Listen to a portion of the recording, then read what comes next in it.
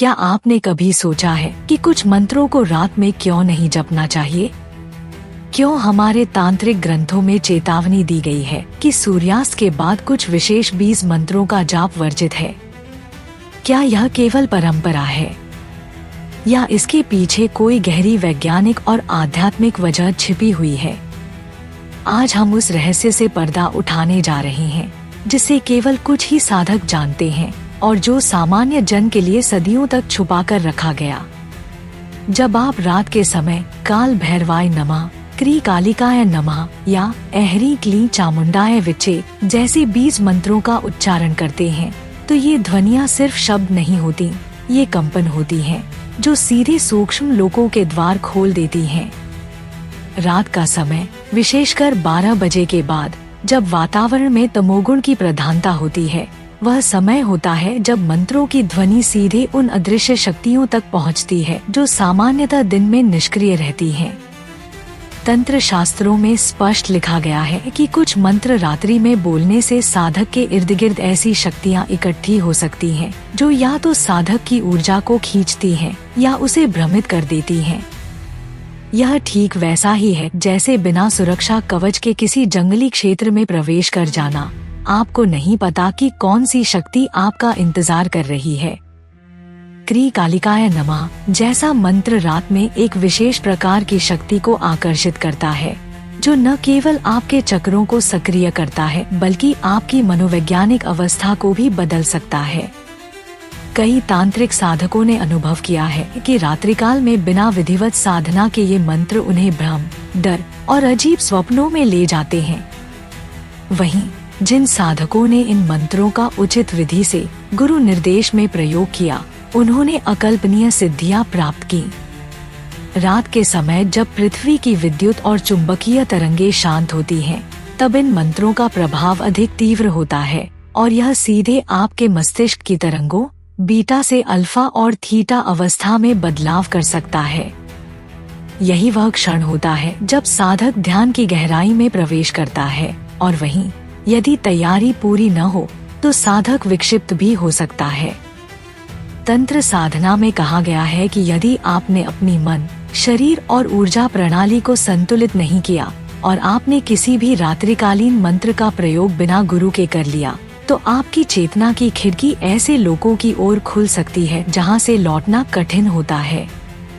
उदाहरण स्वरूप, एक साधक जो वाराणसी में बिना अनुमति के काली कवच का मध्यरात्रि में जप कर रहा था, उसने अनुभव किया कि उसके चारों ओर जलने की गंध आने लगी, शरीर कांपने लगा और ध्यान में एक भयावह मुख दिखाई दिया। यह कोई भ्रम नहीं था बल्कि उस मंत्र की ध्वनि से उत्पन्न ऊर्जा का परिणाम था जिसने अनजाने में एक लोक विशेष से संपर्क स्थापित कर लिया था। विज्ञान की दृष्टि से यदि देखें तो हर मंत्र की एक विशिष्ट फ्रीक्वेंसी होती है।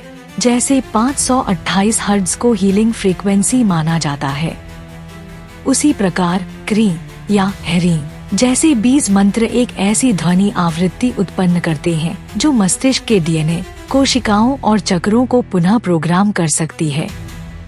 लेकिन रात में जब शरीर थका हुआ, मन अस्थिर और ऊर्जा कमजोर होती है तो यही फ्रीक्वेंसी हमें असंतुलित भी कर सकती है। यही कारण है कि तंत्र ग्रंथों में लिखा है, रात्रि के मंत्र केवल उन्हीं के लिए हैं जिन्होंने नादब्रह्म की साधना में दक्षता प्राप्त की हो। यदि आप साधना करना चाहते हैं तो पहले अपने भीतर के डर, क्रोध और असंतुलन को साधे, तभी रात्रि के मंत्र आपको लाभ देंगे। अन्यथा यही शक्तियां साधक को मार्ग से विचलित कर सकती हैं।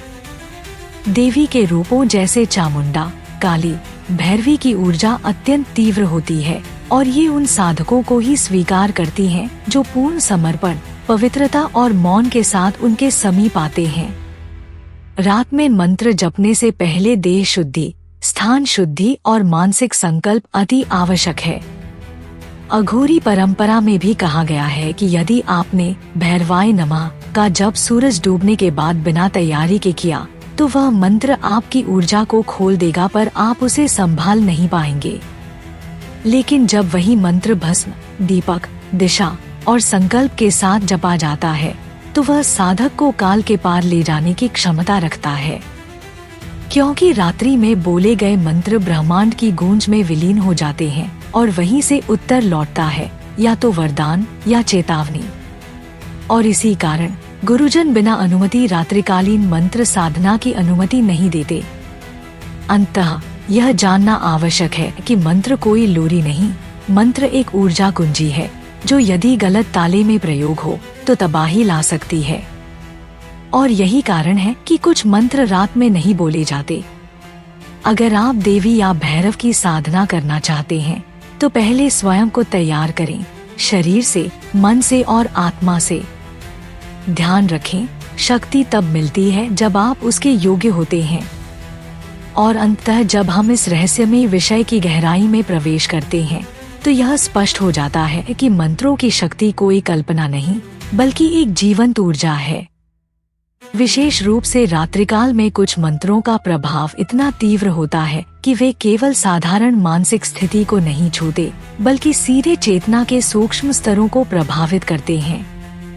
ये मंत्र द्वार हैं, ऐसे द्वार जो या तो साधक को एक नई ऊंचाई तक पहुंचा सकते हैं या यदि साधना की शुद्धता न हो तो भ्रम, भय और भ्रमित चेतना में भी ले जा सकते हैं। तांत्रिक परंपरा में यह बार बार कहा गया है, शक्ति को बुलाना सरल नहीं, उसे संभालना ही असली साधना है। रात्रि के समय वातावरण में एक विशेष प्रकार की शांति होती है, एक नीरवता जो बाहरी ध्वनियों को शांत करती है लेकिन आंतरिक ध्वनियों को तेज कर देती है। यही वह समय होता है जब मंत्रों की ध्वनि आपके अंतःकरण तक पहुंचती है, जब बीज मंत्रों की कंपन आपके चक्रों को गहराई से झकझोरती है। और यदि आपकी साधना सच्ची हो और आपकी भावना शुद्ध हो तो रात्रि का समय ही सबसे बड़ा द्वार बन सकता है माँ काली, काल भैरव या चामुंडा जैसे देवत्वों के साक्षात्कार का। लेकिन यदि आपने इसे केवल जिज्ञासा, डर या शक्ति पाने की लालसा में छेड़ दिया तो वही मंत्र आपके भीतर असंतुलन, भय और मानसिक अशांति का कारण भी बन सकते हैं। यह विज्ञान और तंत्र का संगम है जहाँ ध्वनि, ऊर्जा और चेतना एक साथ मिलकर साधक को एक उच्चतर अवस्था की ओर ले जाते हैं। मंत्र केवल उच्चारण नहीं है, वह एक प्रोग्रामिंग है, एक कोड है ब्रह्मांडीय भाषा का जो केवल तब काम करता है जब उसका उपयोग श्रद्धा, नियत और विधि से हो। इसलिए यदि आप भी इन रहस्यमयी मंत्रों की शक्ति को अनुभव करना चाहते हैं तो सबसे पहले अपने भीतर उस पात्रता का निर्माण करें, ध्यान, संयम, मौन और एक सच्चा संकल्प। फिर देखिए रात्रि में बोले गए वही बीज मंत्र कैसे आपको एक नई ऊर्जा, दिशा और दिव्यता की ओर ले जाते हैं। यह निष्कर्ष केवल शब्द नहीं, यह एक आह्वान है उन सभी साधकों के लिए जो देवी के मार्ग पर हैं, जो शक्ति को केवल बाहर नहीं भीतर भी देखना चाहते हैं। अब समय है कि आप भी उस ऊर्जा को जागृत करें जो वर्षों से आपके भीतर सोई हुई है। शक्ति बाहर नहीं, शक्ति आप हैं। और जब यह आत्मबोध हो जाता है तब न रात्रि का भय रहता है, न मंत्रों की वर्जनाएं, केवल शुद्ध साधना रहती है और माँ का साक्षात आशीर्वाद। इस वीडियो को देखने वाले प्रत्येक साधक को मेरा एक विनम्र निवेदन है, यदि आपने कभी किसी मंत्र की शक्ति को सच में महसूस किया है तो नीचे कमेंट करें, शक्ति जीवित है। और यदि आप भी इस प्राचीन ज्ञान को आधुनिक समझ के साथ फिर से जीना चाहते हैं तो चैनल सनातन संसार AI को सब्सक्राइब करें, क्योंकि यहाँ छुपा हुआ रहस्य अब पुनः जागृत हो रहा है। और याद रखिए, मंत्र केवल वाणी नहीं, मंत्र चेतना है। उसे समझिए, साधिए और फिर देखिए रात की वो ऊर्जा कैसे आपको उजाले की ओर ले जाती है।